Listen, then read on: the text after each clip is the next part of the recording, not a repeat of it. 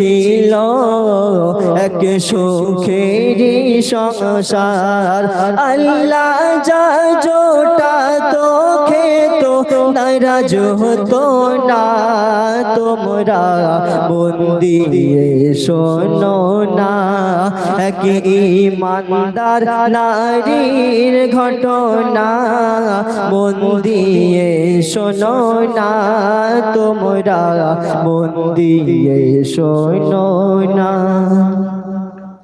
একই দিন সেই নারীর জীবনে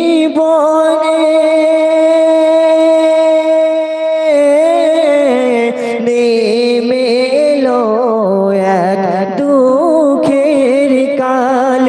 সেই নারীর এক সন্তান করলো ইন্তেকাল সেই নারীর এক সন্তান করলো ইন্তেকাল দেখো আল্লাহর উপর ধৈর্য ধরে ভেঙে পড়ে না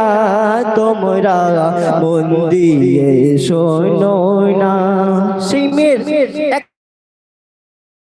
একমাত্র সন্তান ছিল সেই সন্তান মারা গিয়েছে কেমন ধৈর্য ছিল কেমন স্বামীর প্রতি মহব্বত ছিল কবি লিখছে শুনবেন সেই মায়েরা সন্তান গোসল দিয়ে ঘরের মেঝেতে রেখে দেয় এবার শুধু স্বামী আসার অপেক্ষায় এবার শুধু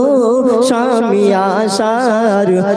অপেক্ষায় কেমন বুদ্ধিমতী চালাক নারী খেয়াল করো না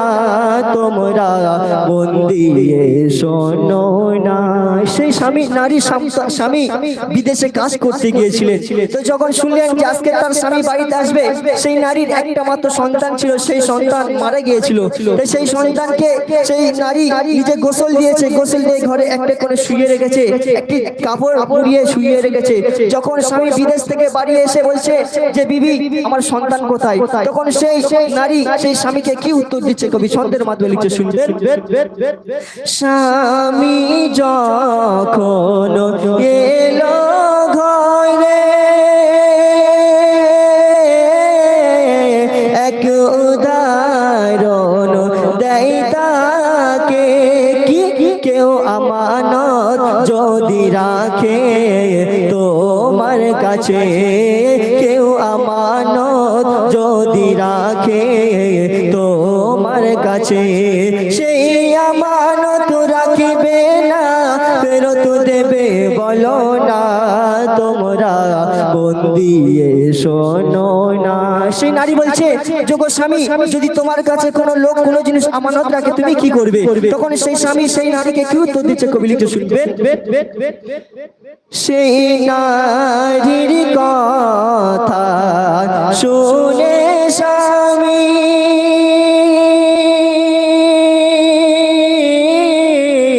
জলদি উত্তর দেয় তাকে আমি জানি যারা মানত সেই তো পাবে আমি জানি যারা মানত সেই তো পাবে পরের আমানত কেউ কোনদিন ফেলে রাখে না তোমরা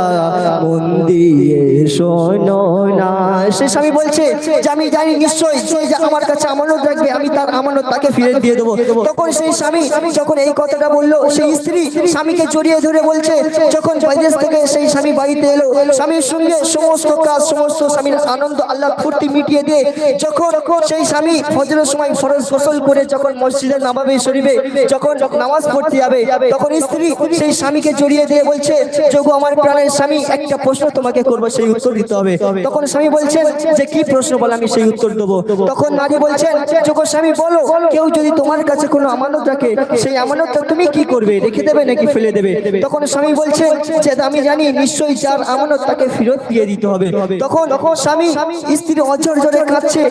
আর বলছে যোগু স্বামী তুমি নামাজটা নবীর পিছনে পড়ে আসবে আর নবীকে দাওয়াত দিয়ে আসবে কেন দাওয়াত দেবো যে আমার একমাত্র সন্তান কোলের সন্তান মারা গিয়েছে, সেই সন্তানকে জানাজার